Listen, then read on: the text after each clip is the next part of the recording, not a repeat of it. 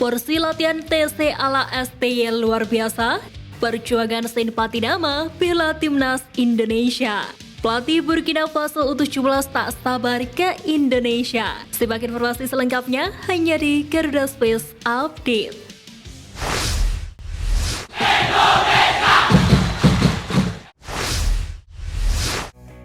Sabah FC berhasil mempermalukan PSM Makassar dengan skor 5-0 pada laga kedua babak penyisihan grup H Piala AFC 2023-2024.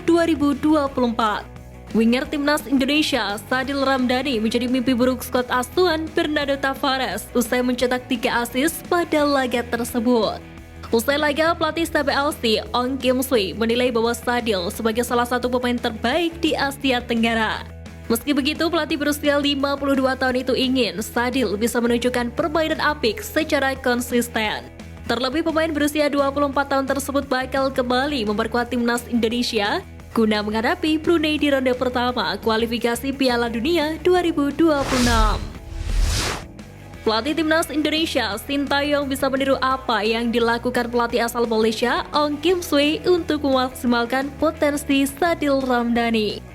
Menilik dari catatan transfer market, pemain berusia 24 tahun ini tercatat sudah tampil sebanyak 42 pertandingan di bawah asuhan Ong Kim Sui.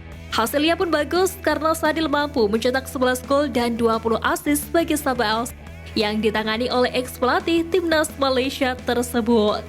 Berkaca dari hal itu, Sintayong bisa meniru Ong Kim Sui untuk memaksimalkan potensi pemain kelahiran Raha di timnas Indonesia. Sebab di timnas Indonesia, Sadil memang belum mampu tampil apik seperti di klub. Walau begitu, ia masih mendapatkan kepercayaan dari Sintayong. Perjuangan berat dirasakan pemain keturunan Saint Patinama jelang bergabung bersama timnas Indonesia. Dikutip dari Viking Boarding, Saint Patinama mengeluhkan lalu lintas Jakarta yang selalu diwarnai kemacetan. Selain soal kemacetan, Patinama juga mengeluhkan lalu lintas Jakarta yang semrawut. Menurut pengamatannya, pengendara yang menerobos lampu merah sudah menjadi pemandangan sehari-hari di Jakarta. Patinama mengaku tidak nyaman andai harus mengemudikan kendaraan pribadi di Jakarta. Pasalnya, pengendara lain kerap tidak sabar membunyikan klakson setiap kali lampu merah berubah menjadi lampu hijau. Debut Patinama bersama timnas Indonesia memang juga digelar di SUGBK. Pemain berposisi bek kiri itu mencatat debut saat skuad Garuda berhadapan dengan sang juara dunia Argentina pada FIFA Matchday Juni lalu.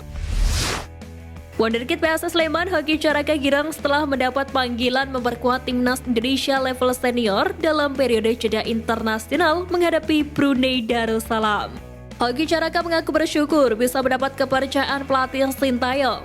Ia pun bertekad untuk membalasnya dengan kerja keras di atas lapangan. Jebolan Garuda Select itu pun menyatakan kesiapannya bersaing dengan senior-seniornya seperti Dimas Derajat dan Dendi Sulistiawan. Selain itu masih ada pemain Ado Den Haag Rafael Struijk. Diketahui Hoki Caraka merupakan salah satu pemain muda potensial yang dimiliki Indonesia. Ia memiliki peluang untuk menjadi salah satu penyerang terbaik Indonesia di masa depan. Timnas Indonesia U17 sudah lebih dari 2 pekan menjalani pemusatan latihan di Jerman. Para penggawa Garuda Asia mengalami peningkatan terutama dari segi endurance atau ketahanan fisik. Hal tersebut diungkapkan oleh pelatih fisik Gilang Ramadan. Meski begitu, Gilang mengingatkan kepada Arkan Kakak dan kawan-kawan untuk terus meningkatkan daya tahan fisiknya. Adapun tes timnas Indonesia U17 di Jerman akan berakhir pada 23 Oktober 2023. Diharapkan para pemain bisa membawa pulang modal positif ke tanah air untuk mentas di Piala Dunia U17. Pelatih timnas Burkina Faso U17 Brahima Traoré antusias menyambut Piala Dunia U17 2023 yang akan diselenggarakan di Indonesia. Sebab Brahima Traoré memiliki kenangan manis lantaran sempat berkarir di Liga Indonesia. Ia pernah bermain untuk klub-klub Indonesia seperti Persib Bandung, Gresik United, dan Persira Raja Banda Aceh. Brahima Traoré juga menyebut bahwa banyak orang yang senang mendengar kabar kembalinya ke Indonesia. Traoré berencana bertemu dengan beberapa teman Indonesia dan merasa bahwa ia akan merasa seperti di rumah. Traoré menekankan betapa pentingnya Piala Dunia U17 ini bagi para pemain muda Burkina Faso. Ia berharap anak asuhnya akan memberikan penampilan terbaik mereka, mengingat turnamen ini akan menjadi panggung internasional yang akan menarik perhatian para pencari bakat sepak bola. Ketua Umum PSSI Erick Thohir mengungkapkan setelah Piala Dunia U17 2023, skuad Timnas Indonesia U17 harus bersiap pada ajang lain. Iqbal Gwejage dan kawan-kawan diharapkan bisa menjadi bagian dari Timnas Indonesia U20 yang mengincar tiket lolos ke Piala Dunia U20 2025 yang akan ditangani langsung oleh Indra Syafri. Erick Thohir menegaskan Piala Dunia U17 2023 merupakan ajang besar. Turnamen usia muda itu juga bukan ajang panggung politik. Ex-Presiden Inter Milan itu menyatakan Piala Dunia U17 2023 bisa menjadi program berkelanjutan bagi sepak bola Indonesia. FIFA resmi menunjuk 3 negara untuk menjadi tuan rumah Piala Dunia 2030 dalam Kongres FIFA. Ketiga negara tersebut yakni Spanyol, Maroko, dan Portugal. Dengan ditunjuknya Spanyol, Maroko, dan Portugal, maka FIFA World Cup untuk pertama kalinya sepanjang gelaran turnamen akan diberlangsungkan di dua benua, yakni benua Eropa dan Afrika. FIFA World Cup 2030 juga menandakan 100 tahun gelaran event sepak bola bergengsi tersebut berlangsung. Untuk merayakan 100 tahun perhelatan FIFA World Cup, FIFA akan mengadakan pertandingan seremoni di 3 negara, yakni Uruguay, Argentina, dan Paraguay. Gelandang Dewa United Asep Berlian menceritakan momen dirinya saat dilatih oleh pelatih Timnas Indonesia Sintayong kala mengikuti pemusatan latihan beberapa tahun yang lalu. Kepada FIFA Goal, Asep Berlian mengaku bahwa Sintayong merupakan pelatih yang memiliki metode latihan luar biasa dan membentuk karakter punggawa Garuda. Meski terkesan keras dan diatur sedemikian rupa, bagi Asep Berlian, metode latihan Sintayong membawa efek positif ke pemain. Diketahui pemain yang dijuluki Gattuso Indonesia itu tercatat kerap dipanggil ke pemusatan latihan Timnas Indonesia. Tetapi sayangnya ia belum pernah mencatatkan debut bersama tim Merah Putih. Asep sendiri masih berharap untuk kembali mendapatkan panggilan Sintayong ke skuad Garuda.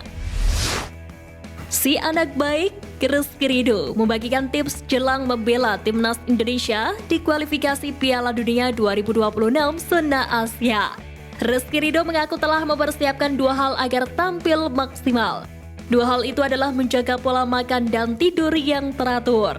Rizky Ridho merasa penting untuk fokus menjaga kondisi tubuhnya agar bugar saat melakoni pemusatan latihan Timnas Indonesia. Pasalnya, pelatih Timnas Indonesia Sintayong memang kerap mengeluhkan fisik para pemain setelah membela klub masing-masing. Terlepas dari itu, bek Persija tersebut mengaku amat bersyukur bisa menjadi langganan Timnas Indonesia di sektor bek tengah. Dia bertekad mempersembahkan hasil maksimal demi tiket lolos ke putaran kedua kualifikasi Piala Dunia 2026 zona Asia. Salah satu fakta menarik yang paling disorot jelang pertandingan Timnas Indonesia versus Brunei Darussalam, yakni soal harga pasar Timnas Brunei Darussalam.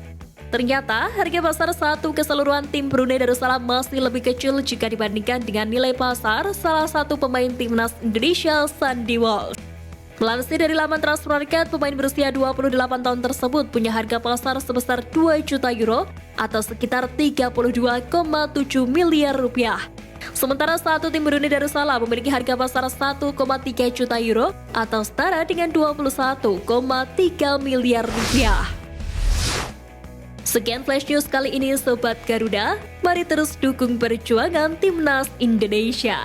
Nantikan Flash News Edition dari Garuda Space selanjutnya. Terima kasih dan salam olahraga.